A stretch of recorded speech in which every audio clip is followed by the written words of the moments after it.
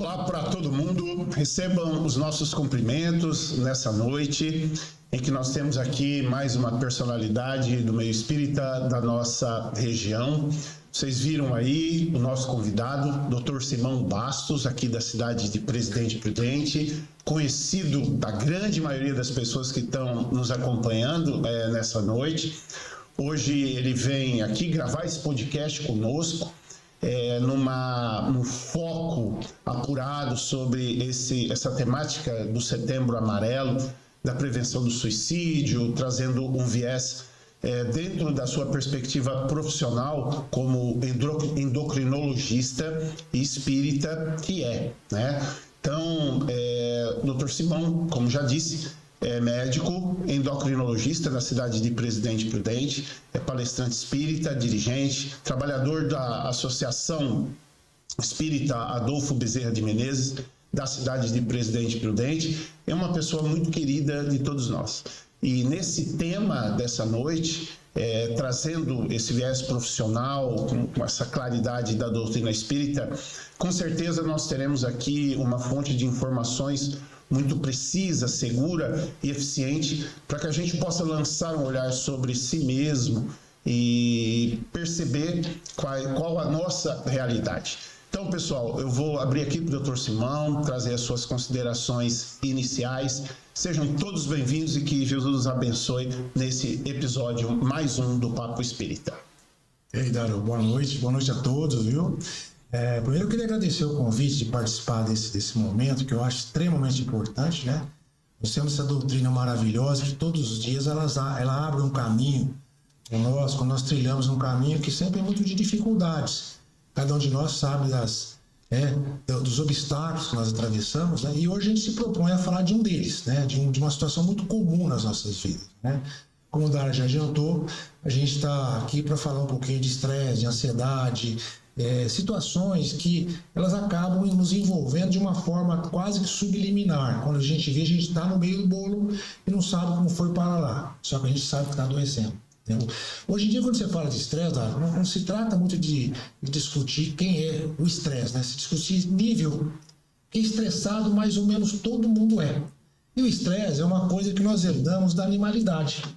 Quando nós transitamos lá o animal primitivo, né, o estresse é um mecanismo de sobrevivência, né? A natureza nos criou dessa forma. Então ele é composto de três fases, podemos dizer assim, um animal, né? Nós temos a fase de alarme do estresse. A fase de alarme é quando você é exposto a um problema. Acontece uma coisa e você liga, aconteceu. A segunda fase é a fase de resistência, quando você vai enfrentar o problema. Você tenta desenrolar o negócio.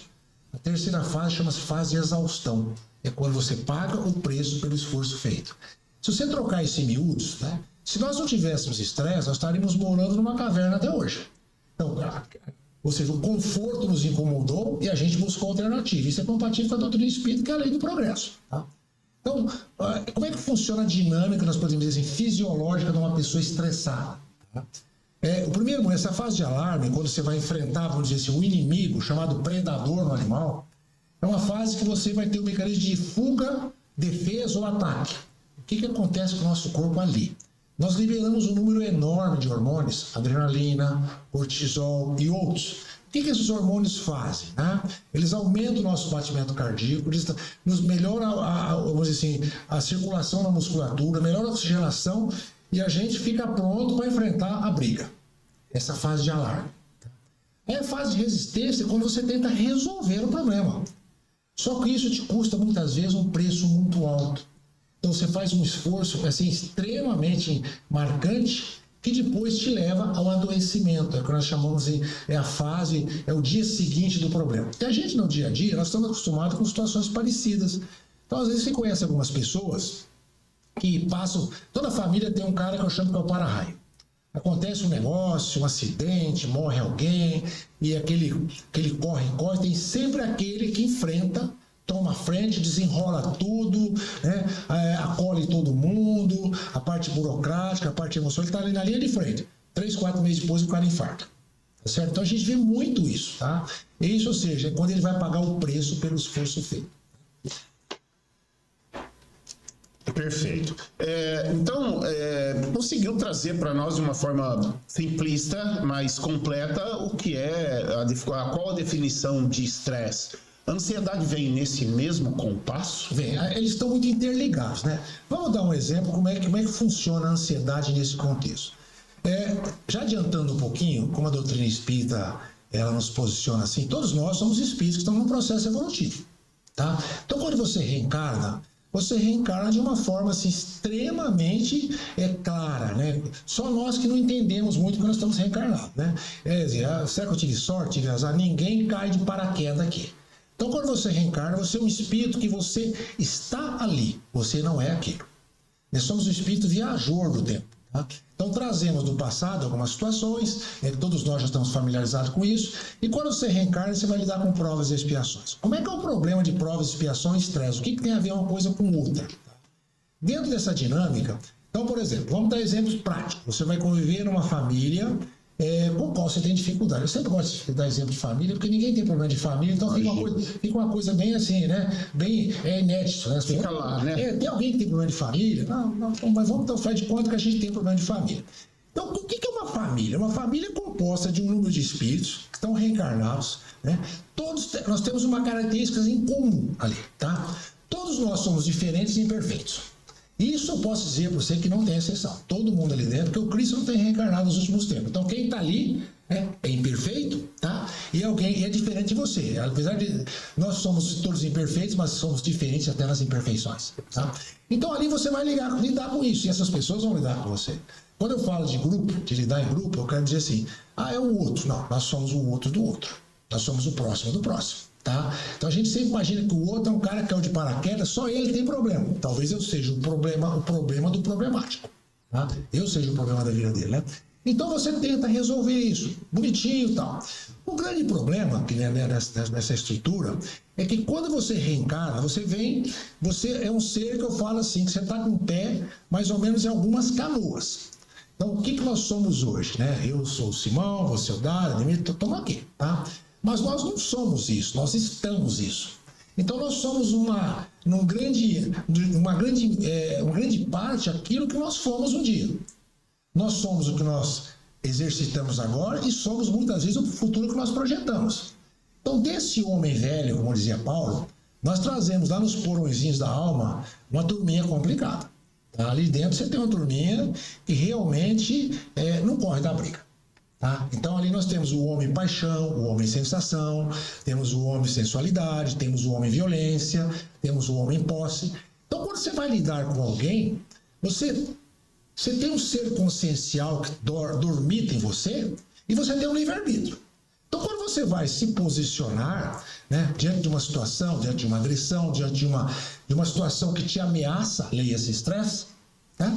Ali você deveria tomar uma postura, né, que te levasse ao processo evolutivo. Ou seja, a postura que a tua consciência te diz, faça isso.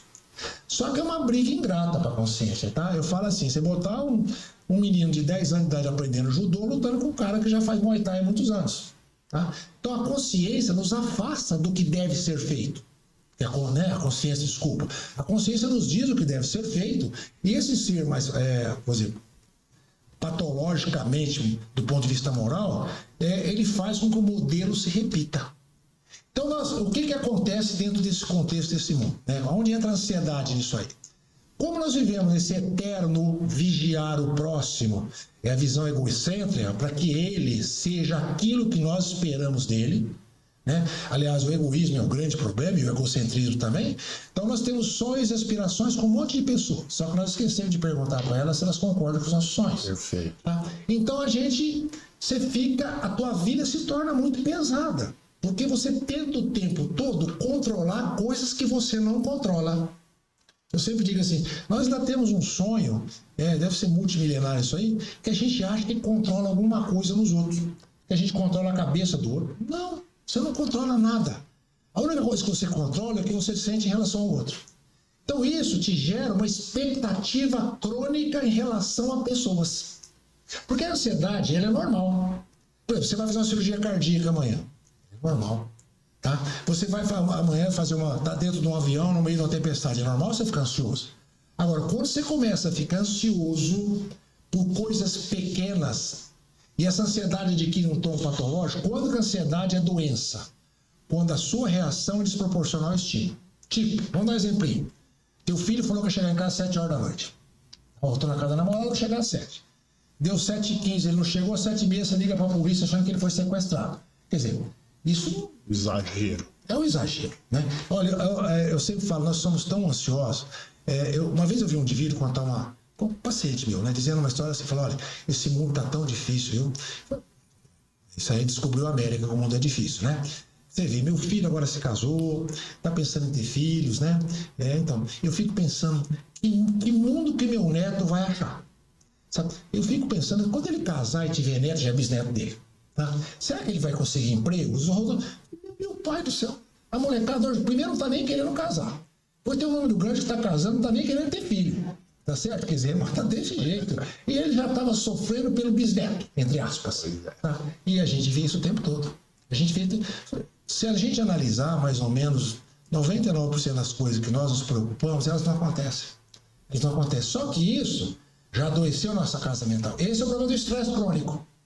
Por que é o estresse crônico? Se você vive num ambiente de guerra, você tem razão de estar estressado 24 horas do dia, porque você tem que sobreviver, né? O cara está jogando bomba na sua casa. Agora, quando você fica o tempo todo estressado, porque você acha que o teu filho vai fazer aquilo, que a tua nora vai fazer aquilo, que não sei quem vai fazer isso, você fica 24 horas lutando batalhas hipotéticas que só acontecem na tua mente. E não aconteceu, só que você já liberou adrenalina, já liberou cortisol, já subiu a tua pressão, já doeu a úlcera, já subiu o diabetes e você adoeceu. Tá? Tudo em vão. Tudo em vão. Tudo em vão. Tá? Hoje em dia, existe um filósofo coreano, chamado Bo, aqueles nomes deles bem complicados, né? E eu ganhei um livrinho dele, uma pessoa amiga, né? É um livrinho difícil, tá? Da terceira vez eu consegui chegar na metade, entendeu? Mas ele fala uma frase seguinte, né? Nós vivemos na sociedade da performance. Então não basta você fazer, você tem que fazer o melhor. Não basta você tirar 9, você tem que tirar 9,5 ou 10. É a sociedade da performance. Então é uma sociedade que nós estamos querendo ser uma coisa que nós não temos condição de ser. E isso, da onde vem muito do estresse e ansiedade, principalmente do jovem, já que você tocou na história do nosso Setembro Amarelo, né? E hoje nós sabemos que uma das preocupações imensas que todas as doutrinas religiosas, todas as pessoas voltadas para o bem têm, é com essa epidemia de suicídios em jovens. Né? Você pensar bem que um indivíduo jovem, bonito, cheio de sonhos, deveria estar curtindo a vida, vou chegar lá, um belo dia ele resolve sair pela porta do fundo da vida. Você imagina o desespero de uma alma dessa para chegar nesse momento, né? Muita dor. E para a família também, tá? Então você analisa, e mais uma vez a gente vê assim, né? As pessoas culpam o WhatsApp pelos problemas, culpam o Instagram, não. Isso é como nós culparmos, por exemplo, a dinamite, culparmos a morfina por problemas. Eles foram grandes descobertas que resolveram problemas. Tá? Mas quando você tem esse tipo de projeto, o que acontece? Tá? A mídia social hoje, o que ela trouxe para dentro da nossa casa, para pessoas que não têm ainda maturidade para lidar com aquilo, um mundo que ele não existe. Ele é um mundo de fantasias. Ou seja, porque isso vai até de encontro à palestra que a gente vai fazer no noite de hoje, o sentido da vida, né? Porque se você analisar bem, qual o sentido da vida? Hoje o sentido da vida não tem... Nós estamos sempre correndo em direção ao ser material em detrimento do ser espiritual. Então nós tentamos ter coisas que nós não conseguimos ter. Então aí você lembra do filósofo lá do polonês, Zygmunt Bauman. O Bauman criou uma teoria, ele chama de mundo líquido, onde as coisas fluem com muita rapidez. Então você observe bem, na nossa época, quando nós éramos mais jovens, as coisas eram mais ou menos estáticas. Você ia estudar, você ia fazer isso, fazer aquilo, você ia casar, você ia ter filho. O que acontecia domingo de manhã, domingo à tarde acontecia do mesmo jeito, você não tinha nem informação. Tá certo? A gente falava que o domingo era tão comprido, né? Não passava. Tá? Hoje não. Hoje a coisa é verdade às 8 da manhã, ao meio-dia ela se torna em dúvida, às 4 da tarde é mentira, de noite volta a ser verdade. Então o jovem fica olhando aí. Então o que é a verdade para ele? A verdade para ele é uma pessoa que sem esforço nenhum está numa praia muito bonita, rodeado de moças bonitas, sentado numa Ferrari, e ele fala, você está trabalhando, você é um otário. Você é otário. Você tem que fazer isso aqui, jogar nisso aqui, jogar naquilo ali. Então, fazer isso. Você tem que ser um MC. Nós somos diferentes. Então, você vê aquela pessoa que é tímida, ela diz assim, olha, eu acho que eu não sirvo pra nada, viu? Esse cara tá lá, tem minha idade, onde ele tá? Eu tô aqui, não consegui nem chegar no vestibular ainda. Então, agora você imagina para alguém que está com uma personalidade em formação. Isso é desastroso. Para as meninas, então, é outro problema, essa história do corpo perfeito. Né? Isso aí entra o bullying, entra tudo. Quer dizer, as pessoas hoje, todo mundo tem que ser bonito, todo mundo tem que ter barriga de tanquinho, todo mundo tem que ser o cara. Né? E a vida não é assim. Se você analisar, tudo isso passa pelo ser material. Né? Quando você pergunta para essas pessoas alguma coisa sobre o que é a vida, né, qual o sentido de viver, aí você vai naquilo que o Divaldo fala muito, é o vazio da alma. Você tem um vazio. A pessoa não consegue, você não consegue conversar 3, 4 palavras com a pessoa. Mas isso, infelizmente, não está só em pessoas, em jovens, em adultos. Sabe, se você amanhã, eu sempre falo, se você chegar amanhã e numa roda de pessoas assim, sei lá, num clube, num casamento, e você tentar discutir algum tipo de assunto um pouquinho, o nosso mundo está atravessando muitas dificuldades, as pessoas vão achar o seu um baita chato. Então, isso é assunto para ter aqui. Então é melhor a gente ficar falando, a fofoquinha. Então eu acho que a gente está... o pensador inglês chama Thomas Hardy, ele diz assim, o homem moderno perdeu o endereço de Deus. O homem perdeu o endereço, ele é um materialista, viu? Perdeu o endereço de Deus. O cara está correto. A gente está viajando para fora, tem que viajar para dentro. Né? A gente está apostando naquilo que vai escorrer pela mão. Vai escorrer, não tem como. Né? A gente nasce, vive e morre. Tá? O que você tem dentro? O que você conseguiu como espírito? Porque a gente até... A nossa relação com esse espírito ela é muito interessante. Porque a gente fala assim, né? O meu espírito. Puta, é uma terceira pessoa, é alguém que anda atrás da gente. Né? Anda atrás do corpo, quando vai pra academia, ele vai junto, né? Propriedade espiritual. Não é? Quer dizer, você observa assim, o meu espírito, né? Quer dizer, o cara ele tem dificuldade para entender, né? Ele fala assim, o meu corpo, a minha personalidade, que eu sou o espírito. Eu sou o espírito, né? E nós fomos definidos pelo livro dos espíritos como um princípio inteligente, né? Então tem hora que eu falo assim, o cara foi um bocado otimista, né? Um bocado otimista, né? E a gente insiste. A reencarnação, ela é uma fonte de estresse porque a gente quer mudar sem mudar. O Einstein dizia uma frase muito interessante, que o homem é o único animal que faz todo dia a mesma coisa esperando que o resultado seja diferente. Tá? Então, às vezes você pergunta para o indivíduo assim, né? Você mudou alguma coisa? Outro dia eu conversei com um amigo meu, a gente é muito amigo, né? E ele chegou, rapaz do céu, eu tô mal de saúde, eu tô engordando, tô com isso e tal. Mas vem cá, você está fazendo dieta? Não. Tá. Você está fazendo academia? Não. Você deixou de beber cerveja todo dia? Não. Mas como é que o negócio vai mudar? Não vai mudar. Né? Isso aí, é criança que tem isso. Criança tem um negócio chamado pensamento mágico. A criança acha que ele é o Batman, sobe no muro e pula. De vez em quando quebra a perna, tá? Mas acha, a gente quer brincar de Batman. Né? De super-herói, não. A vida é um processo, é um contínuo de construção. Né? Então, eu falo que a vida não está onde você vai. Está no que você faz para ir lá. Porque a única coisa que nós temos acesso, eu, você, ele, a única coisa que nós temos acesso é isso aqui agora. Nós não temos acesso a nada que vai acontecer daqui a uma hora. Nós temos previsões, nós temos projetos, né? E o que aconteceu antes também eu não consigo mudar. Eu só posso aprender, reinterpretar, ressignificar. Mas assim, se eu agredir alguém moralmente há um ano atrás, eu não consigo mudar isso, ele está agredido. Né? Então eu acho que o estresse e a ansiedade... A primeira coisa que nós temos que tentar para combater é nós termos noção exatamente do que nós somos. Que nós somos um espírito encarnado, temos profundas limitações ainda, mas temos um grande convite do Cristo, né? Nenhuma das ovelhas que o Pai me confiou se perderá. Vamos em frente, tá? Mas esse processo de seguir em frente, ele tem que ser trilhado dentro de um processo chamado de limitações. Eu tenho que ter noção dos meus limites e dos limites das pessoas com as quais eu convivo. Eu não posso sair por aí querendo transformar o mundo de uma forma quase mágica, ou transformar pessoas. Uma coisa que a gente tem visto bastante nesse mundo do eu quero agora, e que talvez poderia ser uma coisa que camuflaria a percepção do estresse e ansiedade na gente, é que o ser humano, ele busca aquilo que ele não consegue.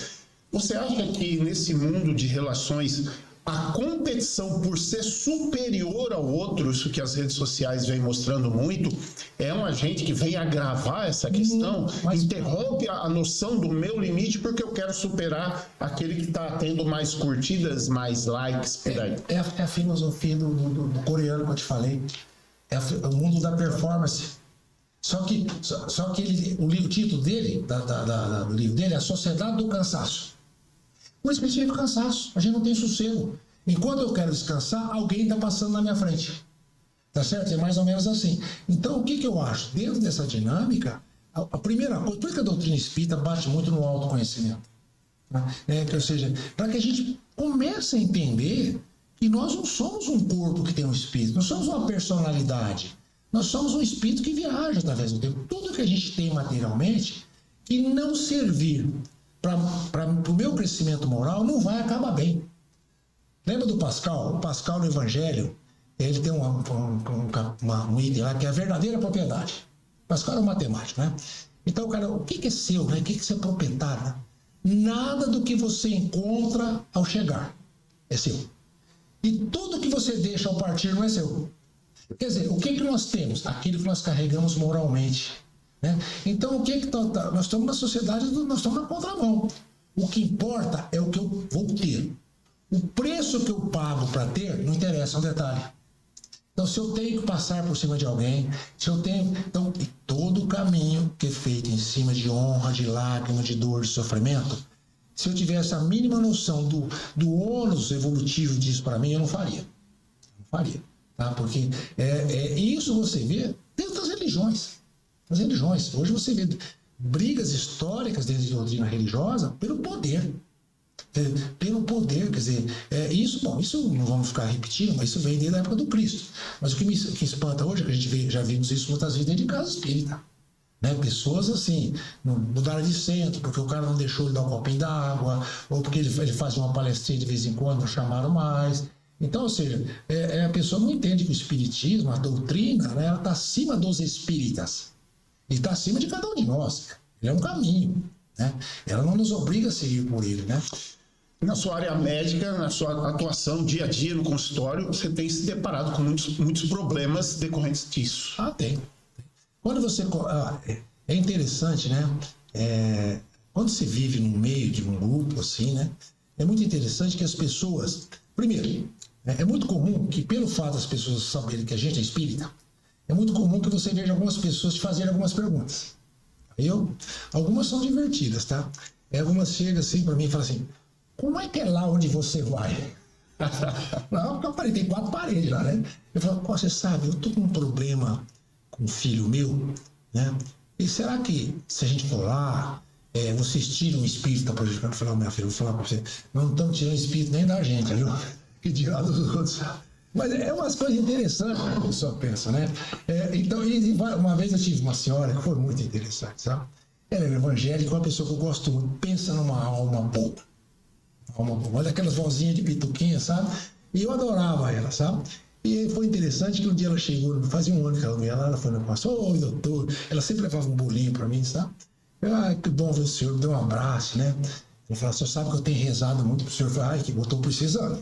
Estou precisando. Aí ela falou assim, ela chegou e falou assim, o senhor ainda mexe com aquelas coisas? Eu falei, que coisa? Olha só, eu não estou mandando em lugar nenhum, nem na minha casa, viu? Mas você vê a preocupação, né? Então, ainda, o espiritismo, para os espíritas, muitos ainda acham, que é uma doutrina que ela veio aqui para fazer curas, né? Para resolver doença física, né? O espiritismo é uma doutrina que veio nos ensinar a vencermos nossas doenças morais. Né? Porque as doenças físicas, muitas vezes, que nós queremos curar, talvez elas sejam o agente terapêutico que nós precisamos. Pois é. Talvez nós estamos pedindo para a gente jogar o remédio fora. Tá certo? Quer dizer, então é difícil. Agora, a gente tem que acolher. O mais importante, sabe, eu acho a gente acolher todo mundo. E deixar, né? E desmistificar o papel do Deus paternalista. Que, infelizmente, é um dos grandes obstáculos à evolução do espírito. Por quê? Nós trazemos do passado, quando eu falo de Deus paternalista, parece que nós vamos falar mal de outra religião, não pode ser nenhuma. Nós estivemos lá. Nós aprendemos com Deus, Senhor dos Exércitos, que mandava matar todo mundo que era herege. Tá? Nós éramos assim. Só que nós trouxemos isso. O Deus que resolve o problema. O Deus que arruma casamento, o Deus que paga a conta. Não é isso. Espírito não dá nem tira problema. Espírito te ajuda a você aclarar a tua consciência, usar bem teu livre-arbítrio para superar problemas. Esse é o objetivo principal desse podcast. Nós já tivemos aqui, como eu disse, inúmeras personalidades de várias áreas profissionais, juízes, médicos, enfim, policiais. Nós tivemos o pessoal de tudo quanto é área aqui de atuação. O que a gente pretende com isso? É justamente trazer essa desmistificação, fazer um aclaramento do que realmente é a doutrina espírita e no que ela pode nos ajudar a sermos pessoas melhores, lançando o olhar para dentro de si mesmo, achando as próprias mazelas, as próprias imperfeições, deixando o outro fazer o caminho dele, tirar esse caminho da competição e de se medir em relação ao outro. No mundo desse, o que eu quero agora, e levando em consideração essa temática nossa, que o estresse e a ansiedade são as matrizes do desequilíbrio, você poderia dizer que já é um problema de saúde pública? Olha, você analisa as pessoas. Tente conversar no seu dia a dia. No meu consultório talvez seja uma amostra contaminada, porque eu mexo com pessoas que têm doença. Obviamente elas estão com problema, vão reclamar. Mas você imagina, se você junta 3, 4 pessoas, é muito pouco provável que ali saia um assunto de um cunho mais edificante. O cara está reclamando do governo, reclamando não sei de quem, reclamando do tempo, reclama disso, reclama... Nós criamos o hábito de reclamar. E isso nos infelicita. Porque o conceito de vida, fundamentalmente, é o conceito de gratidão. De gratidão. Né? E quando Kardec nos propõe, através da codificação, tem uma frase, tem 2 coisas que o Kardec coloca, 2 colocações, que eu me marcaram. Essa é uma delas. Tá? Primeiro, espíritas, amai-vos, espíritas, instruí-vos. Porque instrução sem amor é complicado. É muito complicado. Nós já cansamos de ver onde isso vai parar. Tá? Ou seja, algumas pessoas muito instruídas, muito competentes, com verbo fácil, capacidade de influenciar multidões, e em nome de Deus já fizemos barbaridades. O amor, ele transcende qualquer doutrina religiosa. Ele é um sentimento quando você sai de você em direção ao outro. Você abre mão de você para que o ser amado seja feliz. Né? Então, esse talvez seja um dos problemas mais importantes que eu acho que a doutrina espírita nos coloca. Né? Outro detalhe, quando nós somos convidados ao autoconhecimento, é para que você olhe-se com muita humildade. Muita humildade. O que você é? Você não é nem bom nem ruim. Você é alguém que está indo. E quando você vai com Jesus, você vai bem. Porque você faz o melhor que você pode. Tá? Então você sai do fanatismo religioso, de achar que você tem uma religião, que você é melhor do que alguém ou deixa de ser. Não é isso que a gente deve procurar. Né? E Kardec tem uma outra citação que eu acho muito fantástica. Né? Ele diz assim: se tudo que essa doutrina, nós trouxemos até agora, toda a doutrina, toda a codificação, tudo isso, se isso não me tornou uma pessoa melhor, mais justa, mais fraterna, mais acessível, mais amorosa, não serviu para nada. Verdade. Não serviu para nada. A gente basicamente é um banco de dados. Um banco de dados. Quando nós vamos reagir com o próximo, nós agimos do mesmo jeito. Né? Então, eu acho que nós temos que criar essa visão. Né? O Espiritismo nos dá o meio. A doutrina da fé raciocinada nos explica o porquê. Não estamos falando que esse porquê seja fácil. Né? Porque todas as vezes que você faz uma opção, que você vai dar um passo, você tem que fazer uma renúncia. Não dá para servir a 2 senhores. Para a gente migrar, a gente tem que deixar uma coisa. E a gente muitas vezes quer migrar, mas mantendo as benesses materiais do mundo, etc. E às vezes você é obrigado a abandonar. Isso não tem nada a ver com ter dinheiro, deixar de ter dinheiro, ser rico, ser pobre. Não tem nada a ver. Nada a ver com isso. É o que você sente. Então você ter bens materiais, não é pecado. Fala para os pacientes ricos, você pode ser o cara mais rico do mundo. O problema é o que você sente quando você tem. Se você você ocupa uma posição de poder, seja cultural, intelectual, religioso, financeiro, não tem problema nenhum. Mas o que você sente com esse poder em relação ao teu próximo que é o perigo. Quando passar pela tua cabeça, menor vislumbre de pensamento, que você se acha melhor que alguém, que você fala 3 palavras mais do que ele, você está criando uma armadilha para você. Criando uma armadilha para você. E teu espírito vai lidar, tem que lidar com isso, né? E a questão da posse, ela está intimamente ligada com isso que o Simão está trazendo, porque hoje no mundo globalizado, até mais que isso, né? Até já no sistema solarizado a gente pode dizer isso. Existe muito jatinho particular que tem um empresário lá dentro com estresse, com depressão, com problemas de ansiedade, porque não soube se conhecer. E a doutrina espírita, ela vai jogar a luz sobre todas as pessoas, né? Não é para essa ou outra pessoa de forma determinada.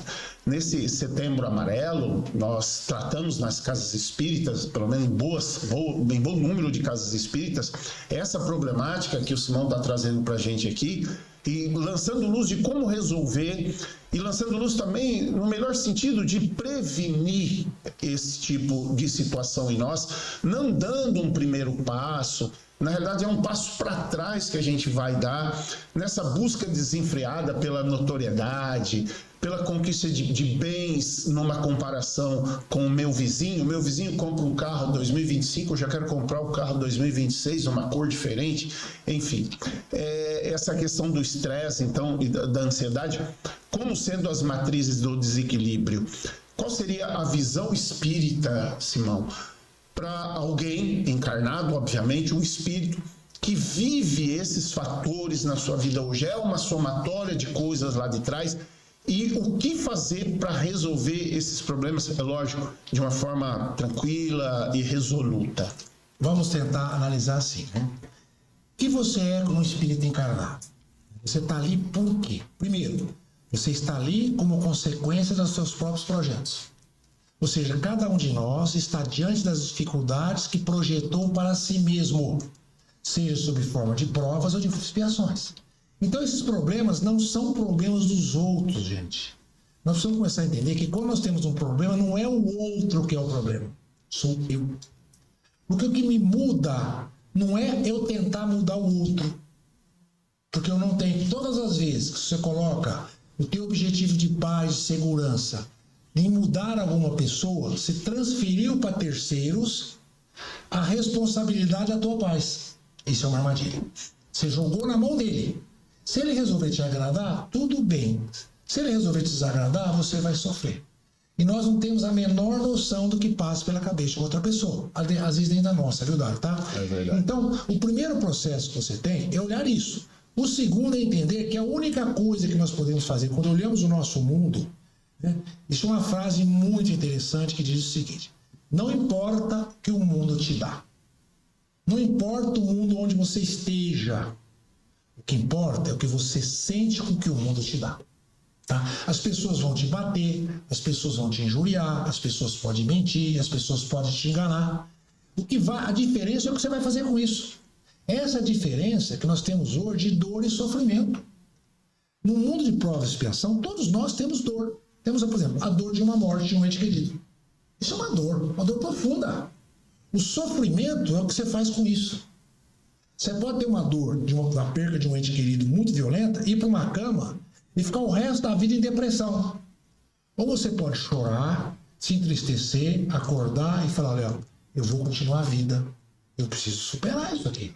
E esse é o objetivo. Porque o que acontece quando a gente tenta se livrar do estresse? A gente tem que arrumar situações onde não haja estresse. Então tem gente que fala assim: eu queria sumir para um buraco e desaparecer.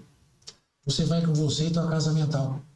Nós nunca conseguimos fugir de problemas, porque eles estão dentro da nossa cabeça.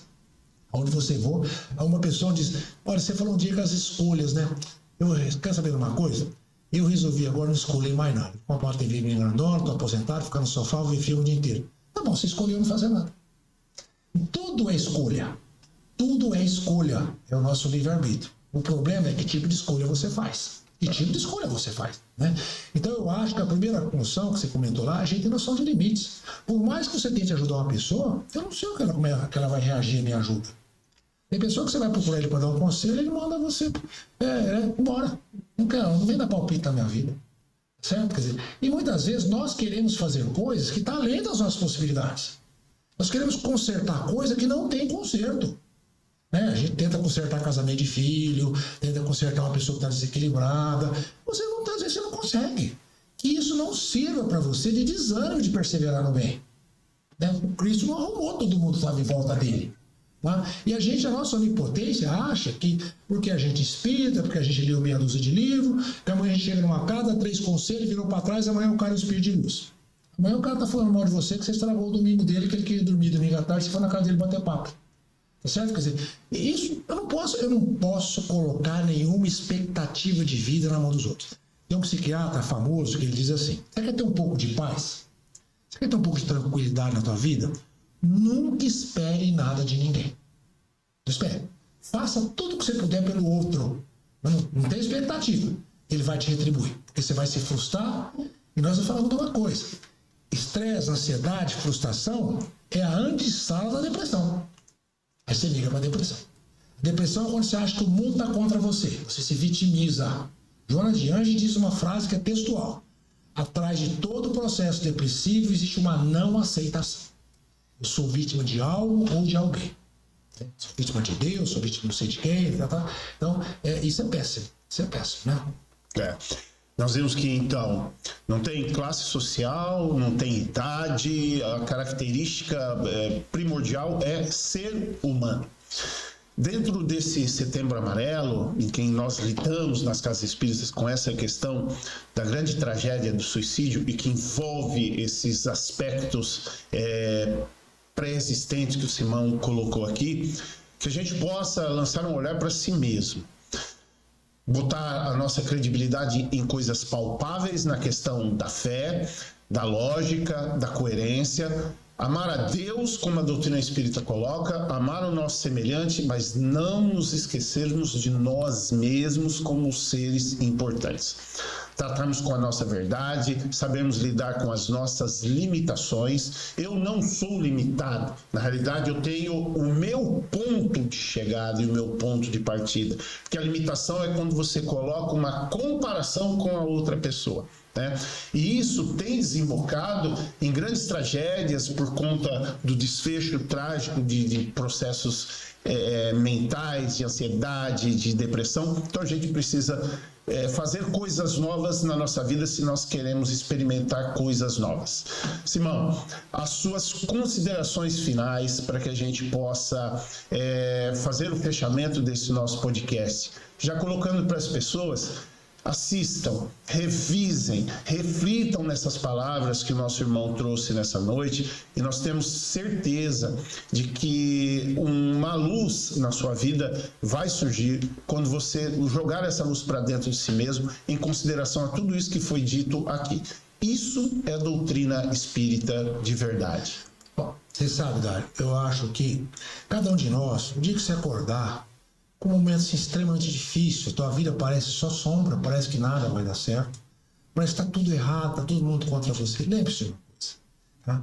Nós temos uma característica que ninguém pode nos tirar, que é a filiação divina. E dentro de cada um de nós, ainda existe uma estrutura chamada consciência, que é o grande caminho da nossa felicidade e libertação. E aí, assessorando tudo isso, nos deu a capacidade de fazermos escolhas. Sempre faça a opção por Jesus. Por pior que seja a sua vida, tudo vai passar. Tudo passa. Por maior que seja a dor ou desespero, passa. Tá? O importante não é as coisas passarem, é como você passa por elas. Tá? Então, não percas a fé. Não percas a fé. E fé não é ficar rezando. Fé é um estilo de vida. É quando, por pior que seja a situação, você olhe para o outro e continue vendo nele o irmão. Você olha para você e continua vendo em você um filho de Deus que vai dar certo. Não tem como não dar certo, é a promessa de Jesus. Não tem como não dar certo. Então, nós nunca podemos perder o foco da caminhada. Porque a gente sai atrás de fugas. Fugas, a gente troca disso, troca daquilo, troca de religião, troca de família, troca de emprego, troca de país. Não, a gente não precisa trocar de nada disso. Vai lá, homem, conhece a ti mesmo. Mergulha dentro de você e olhe para você com carinho. Não importa o que você fez, os erros que você cometeu. Tá? Às vezes a pessoa fala assim: eu vou pedir perdão a Deus. Nós não precisamos pedir perdão a Deus. O perdão é a necessidade de quem está magoado. Com certeza Deus nunca se magoou com a gente. Ele nos vê como aprendizes. Tá? E essa vida é uma grande escola.